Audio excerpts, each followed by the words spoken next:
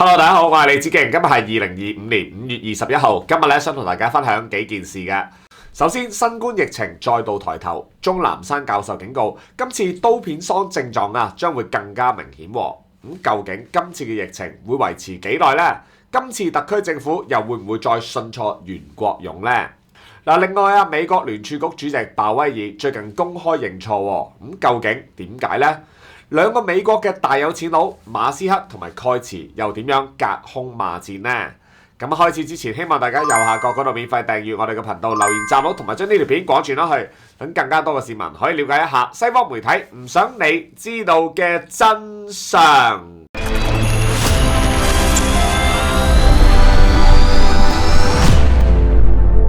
我哋國家嘅抗疫工作喺新冠疫情期間一直做得非常出色，當中最重要嘅功臣之一就梗係中國工程院院士鍾南山教授啦。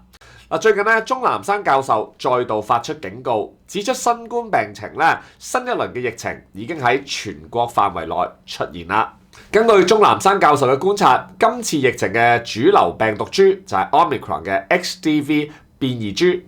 雖然整體嚟講疫情係可防可控，但係今次感染嘅病徵同以前有啲唔同，尤其係所謂嘅刀片桑病徵就更加明顯啦。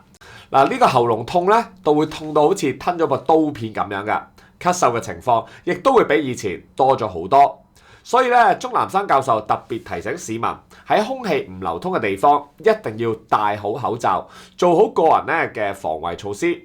不過大家又唔使太擔心嘅。鍾南山教授預計呢一波疫情淨係會維持6至8個星期，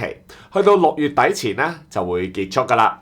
講到鍾南山教授，相信大家都唔陌生，佢係我哋國家抗疫嘅權威專家。喺2003年沙士疫情期間，鍾教授就已經係抗疫英雄，當時係佢第一個提出沙士病毒會人傳人，令到國家及早採取措施，成功控制疫情。喺2019年新冠疫情爆發初期，鍾南山教授亦都係第一個向全國發出警告，指出病毒嘅傳染性，令到國家及時採取有效同埋嚴格嘅措施，避免更大嘅損失。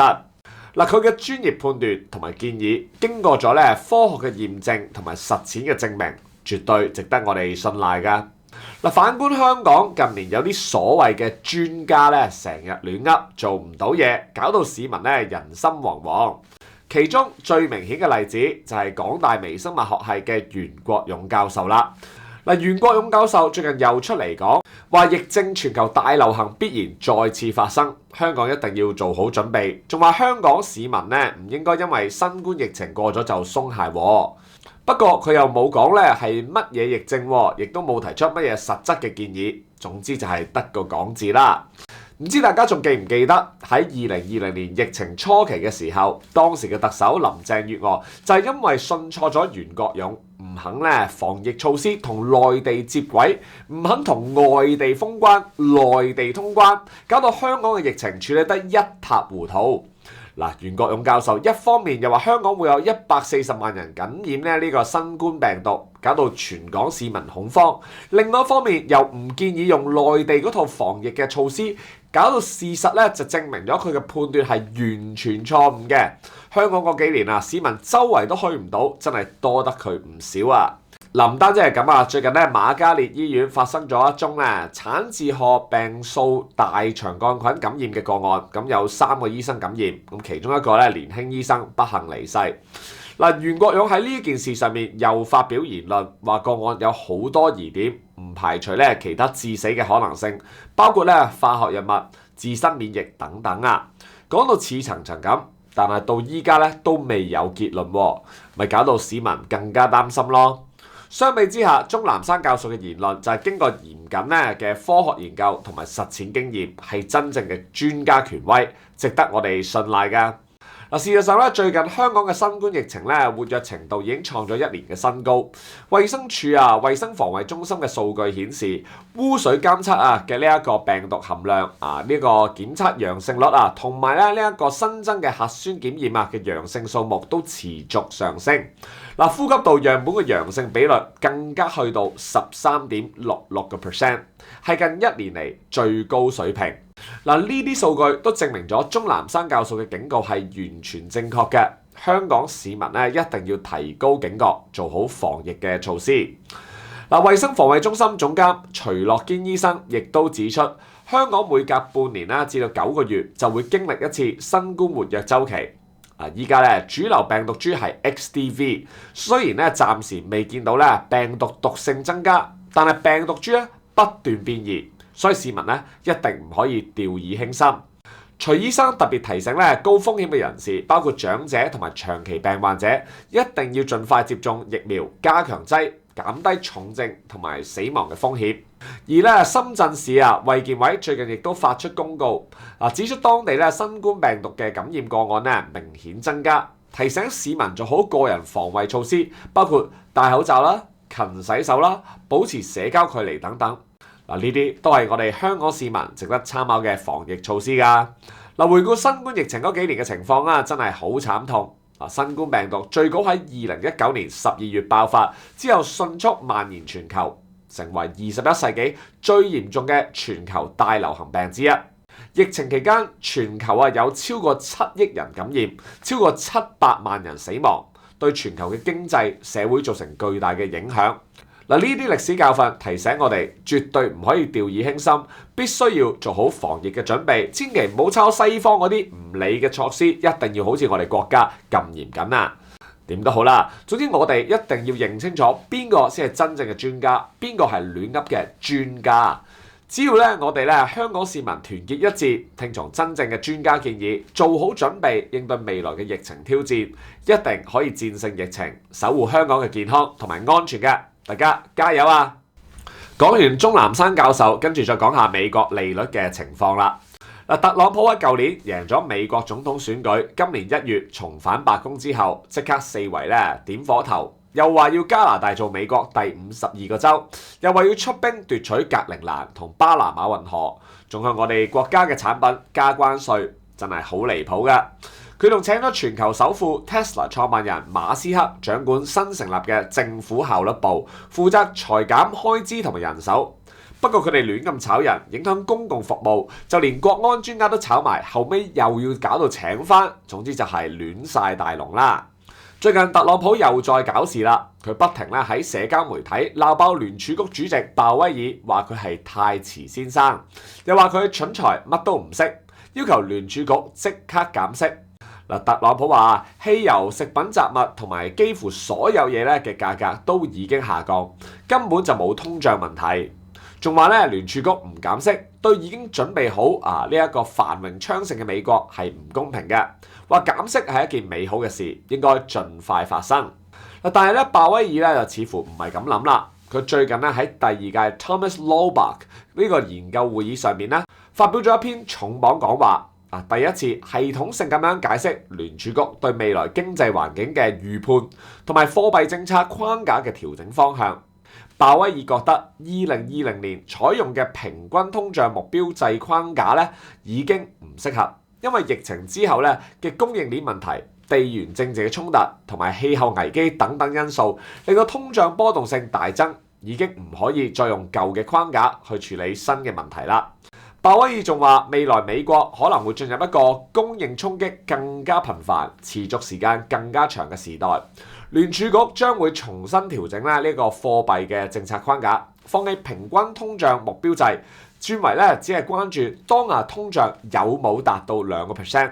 佢更加暗示零利率時代已經正式終結，未來利率水平將會長期維持喺較高嘅位置，唔會再輕易降翻落去零利率啦。回顧翻2008年國際金融危機之後美國嘅聯儲局就開始一個長達7年嘅零利率時代。咁當時為咗應對金融嘅危機，呢一個聯儲局喺2008年12月就將聯邦基金利率降到0% 至0.25%，仲推出咗3輪嘅量化寬鬆政策，總共買咗3.9萬億美金嘅資產，令到呢一個資產負債表膨脹去到前所未有嘅規模。雖然呢啲政策短期內係救咗美國嘅經濟，但係長期嚟睇，亦都埋下咗好多隱患，好似金融機構過度冒險、資產泡沫化等等問題嘅。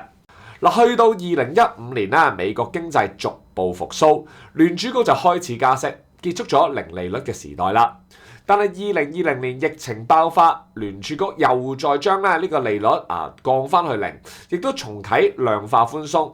直到最近咧，鮑威爾公開認錯，承認呢個框架已經唔再適合當前嘅經濟環境啦。不過咧，特朗普就唔理咁多啦，佢淨係睇到自己嘅政治利益，唔理美國經濟嘅長期健康。日日喺度咧鬧呢個鮑威爾，逼佢減息，鬧佢係蠢材，話佢乜都唔識。事實上真正乜嘢都唔識嗰個，好可能係特朗普。佢嘅政策朝令夕改，已經搞到美國經濟亂晒大龍啦。最近咧，就連微軟呢啲大企業都要裁員。日前咧，微軟宣布裁減全球3% 嘅員工，大概6000幾人咁多。最離譜嘅係，佢哋竟然係用電腦嘅演算法嚟揀邊個員工要炒，完全冇人情味。有一個喺微軟做咗足足25年嘅軟件工程師，佢一直盡心盡力為公司做嘢，仲曾經因為解決重大問題攞過公司內部嘅大獎，甚至乎連 CEO 都記得佢個名㗎。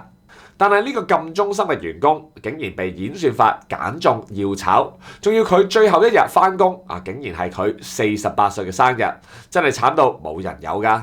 佢太太喺網上論壇 Reddit 出 post 抱不平，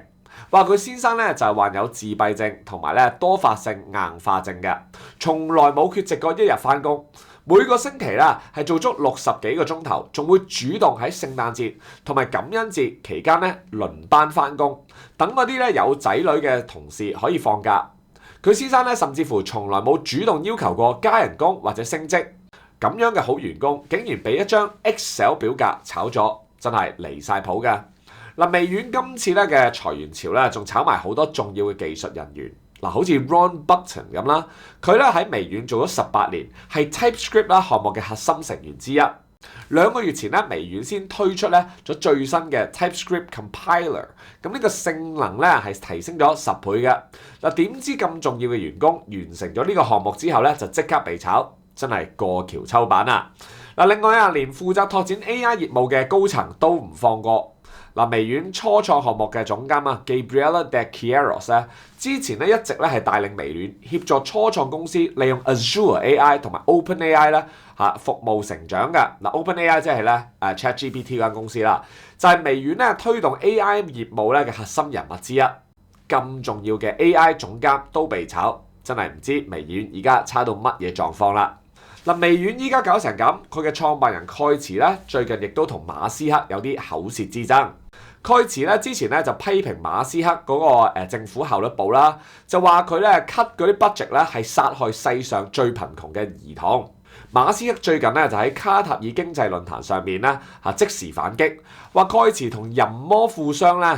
Epstein 係老友，根本就冇資格評論兒童福利。仲話蓋茨以為自己係邊個啊？我就唔想呢啲人照顧我嘅仔女啦。跟住佢仲話未來5年會繼續做 Tesla 嘅 CEO， 仲話除非自己死咗，否則一定會繼續領導 Tesla。佢仲話自己會減少政治捐獻，因為舊年佢支持特朗普政府捐咗成3億美金俾共和黨，搞到 Tesla 股價大跌。仲有好多針對 Tesla 嘅示威同埋抗議活動，搞到公司形象受損喎。點都好啦，睇完呢堆新聞，相信正常人都應該明白點解我哋香港要堅持愛國者治港啦。如果學美國政客咁樣日日互相攻擊、朝令夕改嘅話，香港一早就玩完啦。過去美國嘅國會有好多次就係因為出現黨派惡鬥，陷入決策僵局，甚至乎出現社會撕裂、政府停擺等等嘅情況，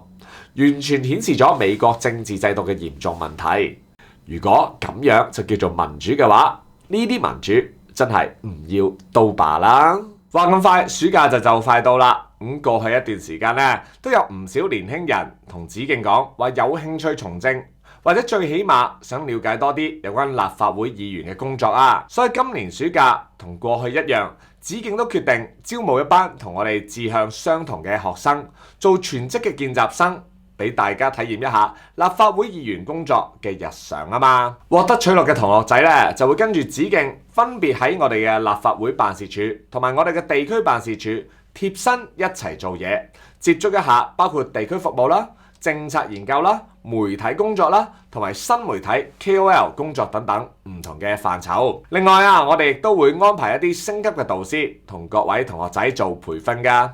子敬咧已經將報名嘅連結擺咗喺下邊 description 嗰度，有興趣嘅同學仔就快啲報名啦。如果你已經唔係學生，但係有小朋友或者識得人係全職大專學生或者研究生，甚至乎係高中嘅學生，都可以叫佢哋申請㗎。希望到時可以見到你啦，拜拜。